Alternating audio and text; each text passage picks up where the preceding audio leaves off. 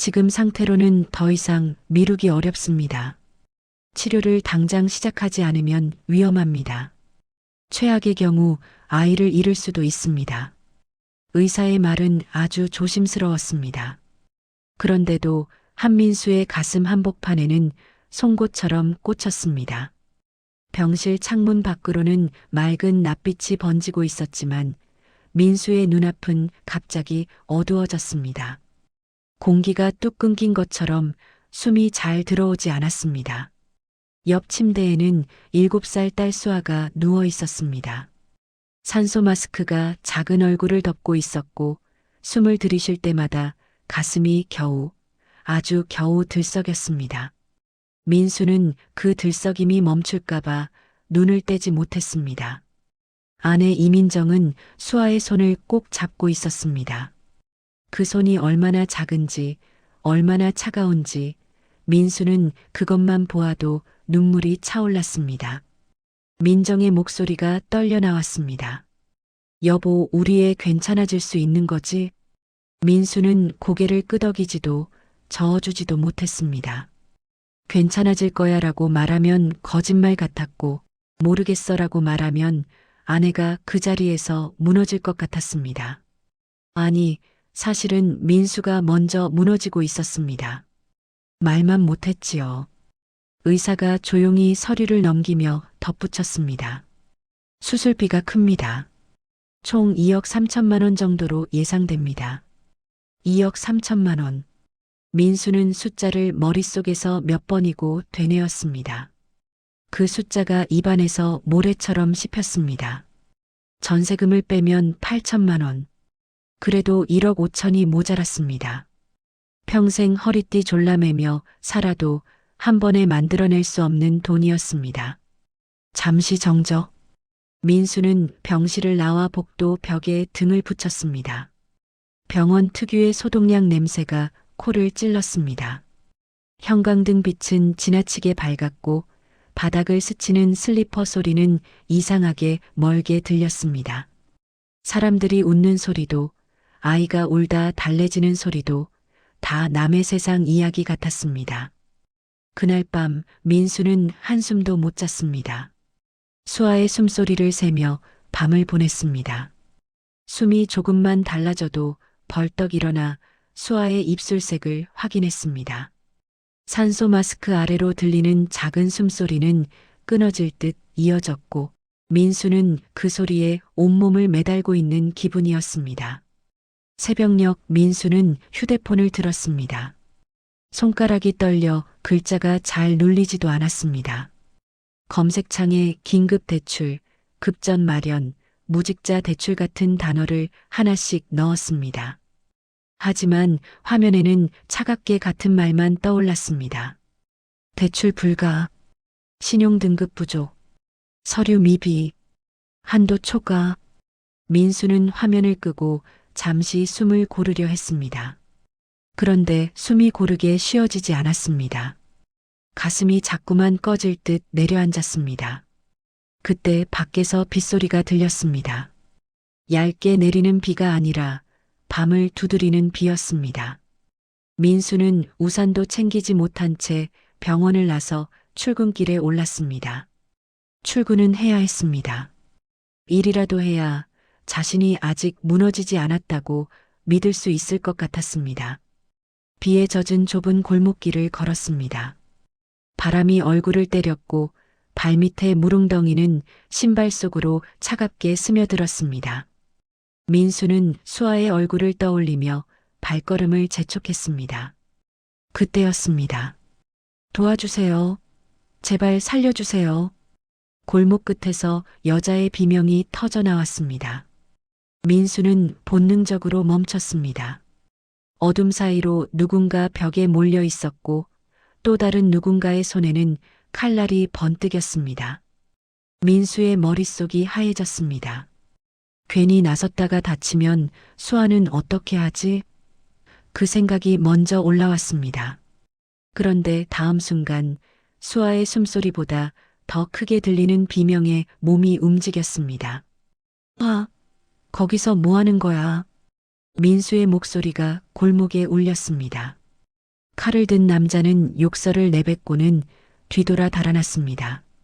여자는 그 자리에 주저앉아 울음을 터뜨렸습니다. 민수는 숨을 몰아쉬며 주변을 살폈습니다.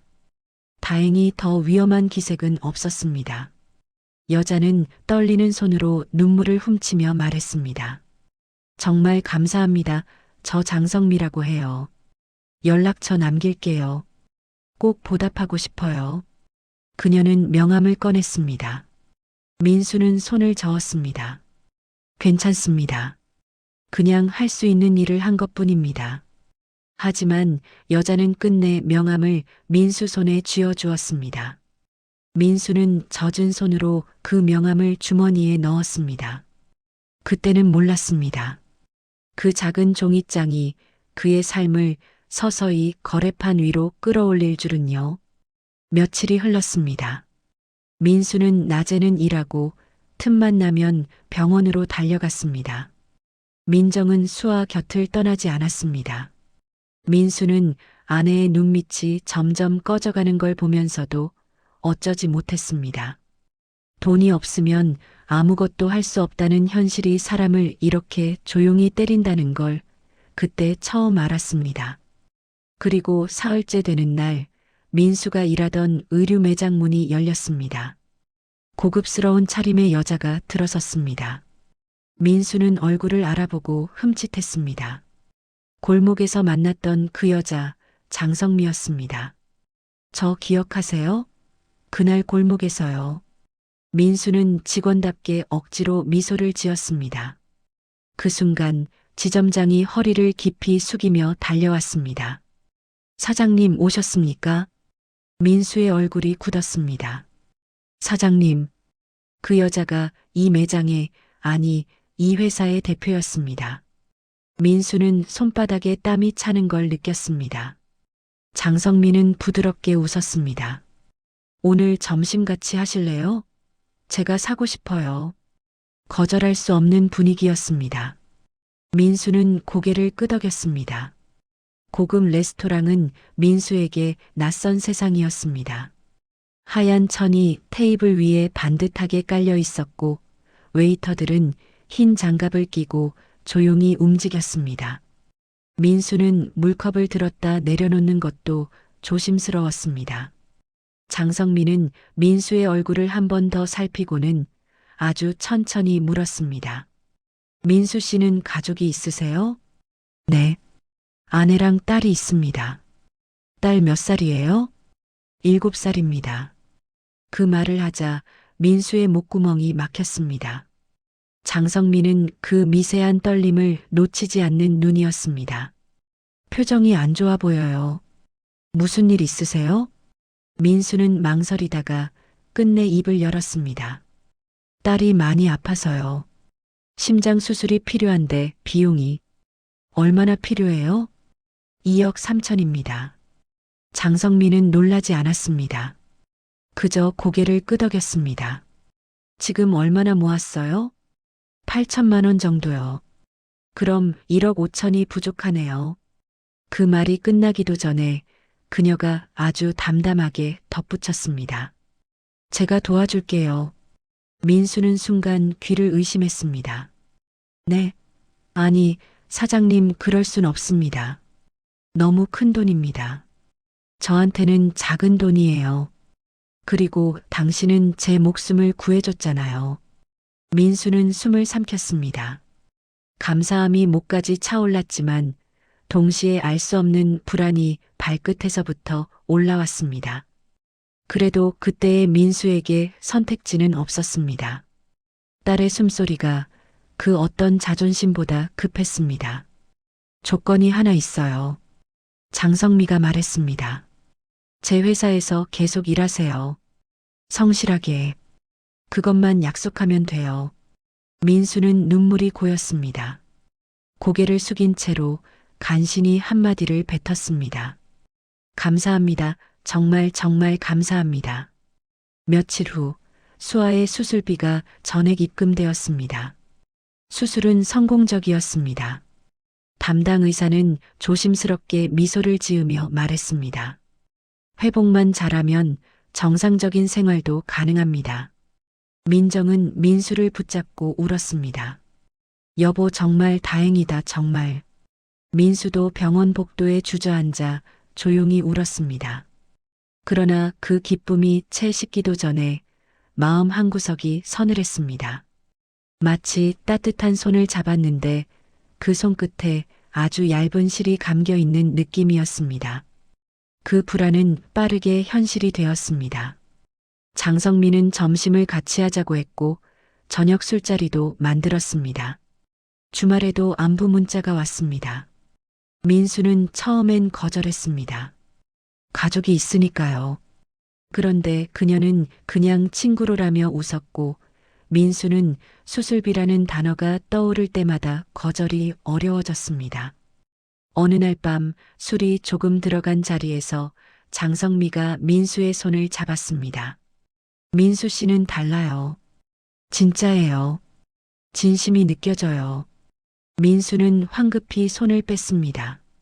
사장님, 장성민은 웃다가 갑자기 낮고 단호한 목소리로 말했습니다. 이혼하세요. 민수는 그 자리에서 숨이 멎는 줄 알았습니다. 그리고 저랑 결혼해요. 정적? 민수는 믿을 수 없다는 얼굴로 그녀를 바라봤습니다. 사장님, 지금 무슨 말씀을? 진심이에요.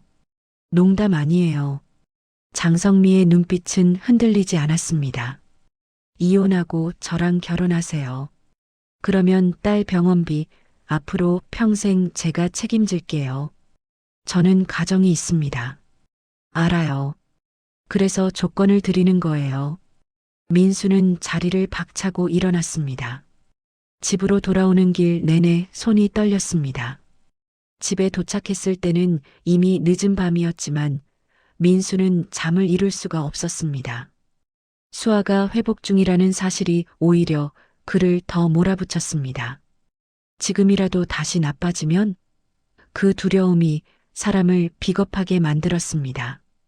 다음 날 장성민은 민수를 사장실로 불렀습니다. 제 말 생각해 봤어요? 사장님, 그건 불가능합니다. 왜요? 저는 가족을 사랑합니다. 장성민은 잠시 민수를 바라보더니 아주 짧게 물었습니다. 딸도요? 그 질문이 이상하게 목을 조였습니다. 당연하죠. 그럼 딸이 또 아프면 어떻게 할 거예요? 민수는 말문이 막혔습니다. 장성민은 책상 위에 서류를 내밀었습니다. 수아의 진료 기록이었습니다. 담당 의사한테 들었어요. 수아는 앞으로 평생 관리가 필요하대요. 정기검진, 약값 매달 수백만 원도 나올 수 있대요. 민수 씨 월급으로 감당 가능해요? 민수의 손이 떨렸습니다. 그는 이를 악물고 말했습니다. 저는 할 수 있습니다. 수아 평생 책임질 겁니다. 장성민은 고개를 살짝 기울였습니다. 그래서 선택하라는 거예요. 아빠로 남을 건지 아이를 살릴 건지.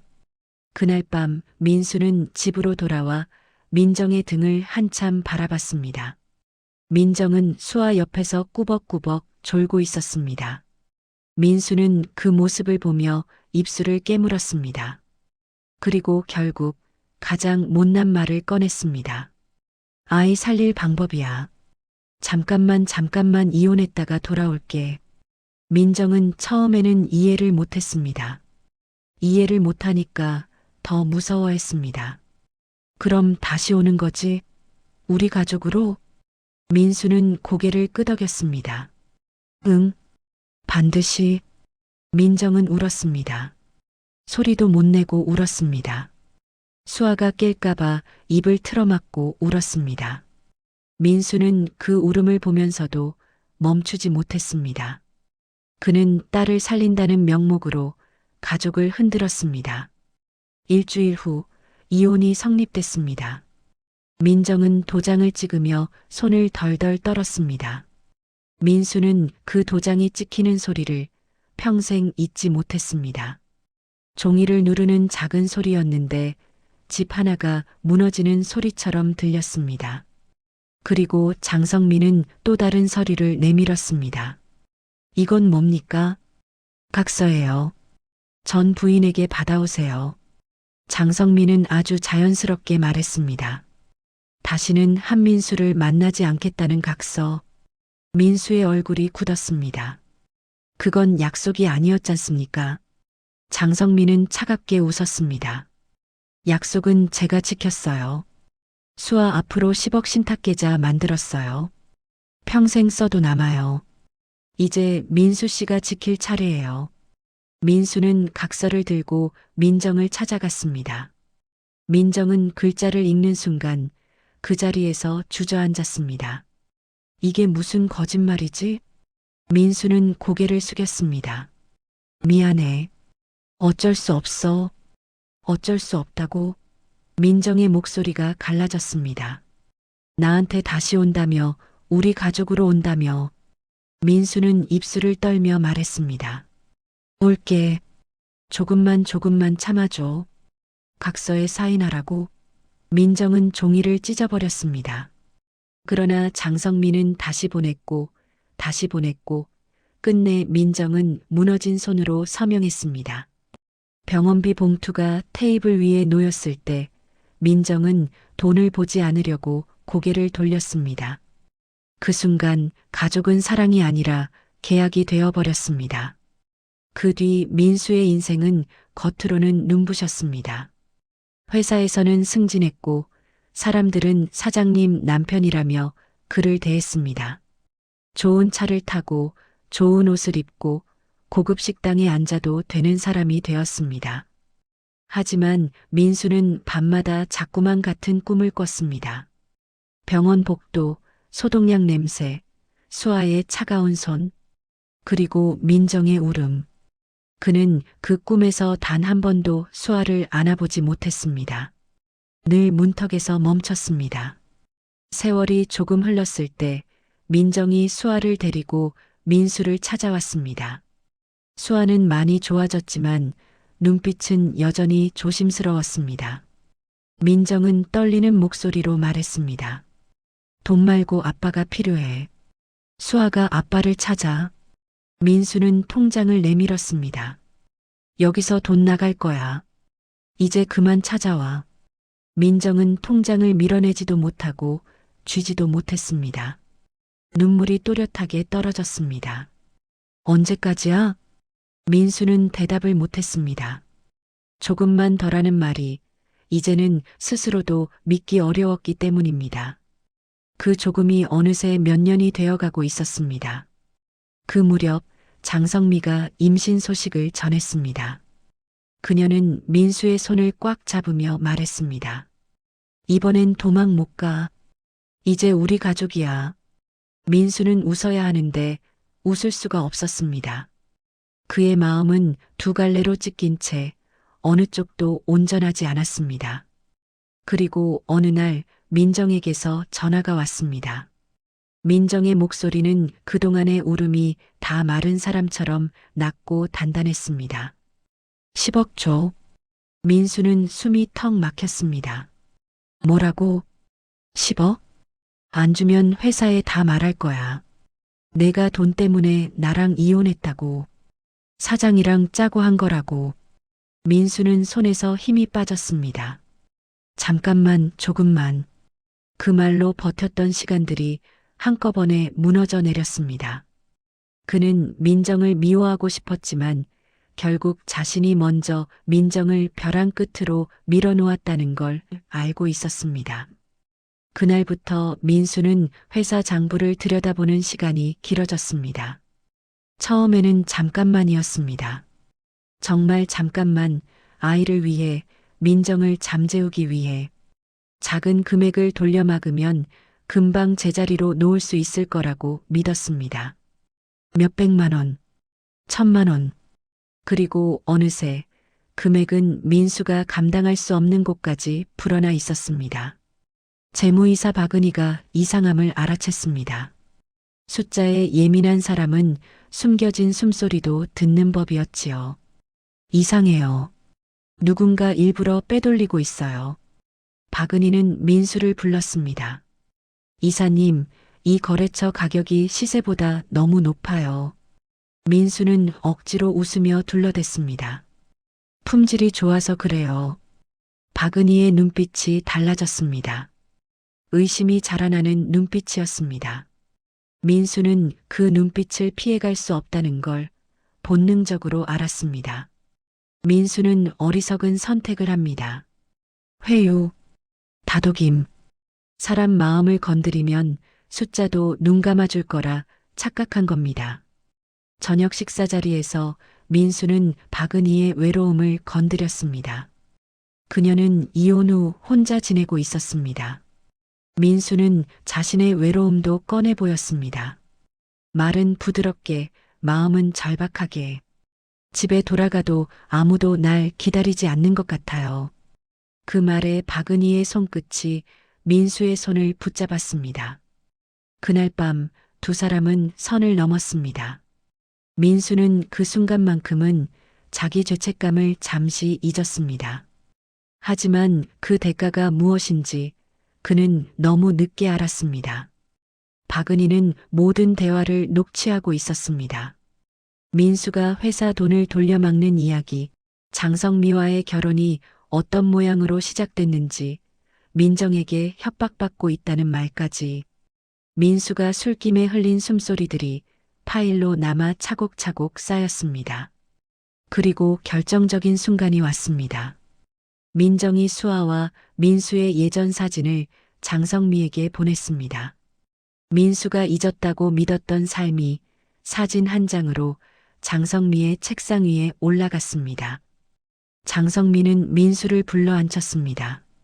얼굴에는 웃음이 없었습니다. 책상 위에는 장부와 녹취 파일이 놓여 있었습니다. 종이와 파일이 마치 칼처럼 반듯하게 정리돼 있었습니다. 들어와. 민수가 들어서자 장성미가 물었습니다. 이게 뭔지 알아? 민수는 서류를 보는 순간 얼굴이 하얗게 질렸습니다. 목소리가 나오지 않았습니다. 입안이 바싹 말랐습니다.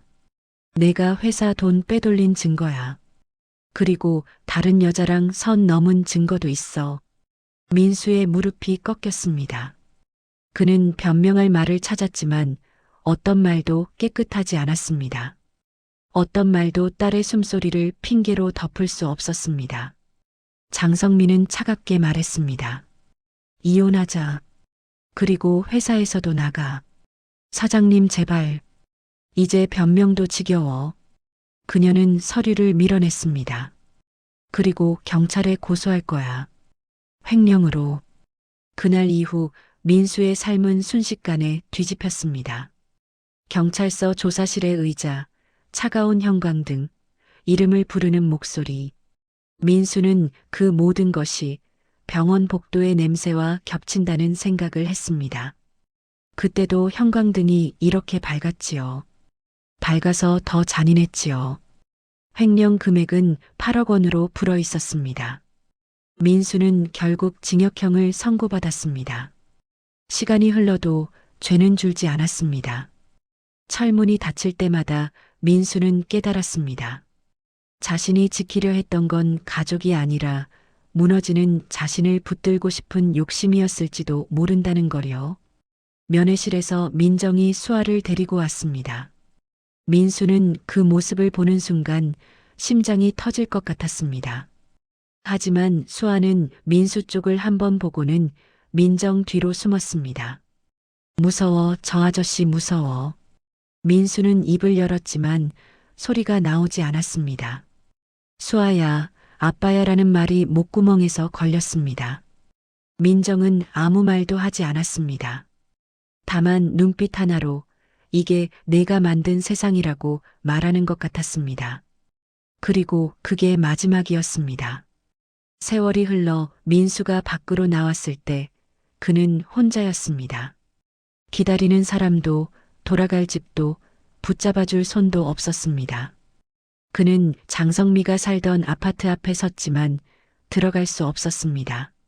문은 굳게 닫혀 있었습니다. 민정이 살던 곳도 찾아갔습니다. 초인종을 눌렀지만 아무도 나오지 않았습니다. 민수는 닫힌 문 앞에서 한참 서 있었습니다. 그제야 처음으로 인정했습니다. 가족을 위한 선택이 아니라 자신이 무너질까봐 도망친 선택이었다는 것을요. 어떤 거래는 시작하는 순간부터 이미 파멸을 향해 걸어가고 있었다는 것을요. 밖에는 비가 내리기 시작했습니다. 민수가 장성미를 처음 만났던 그 새벽처럼요. 민수는 빗속을 걸었습니다. 어디로 가야 할지 모른 채 그저 걷기만 했습니다.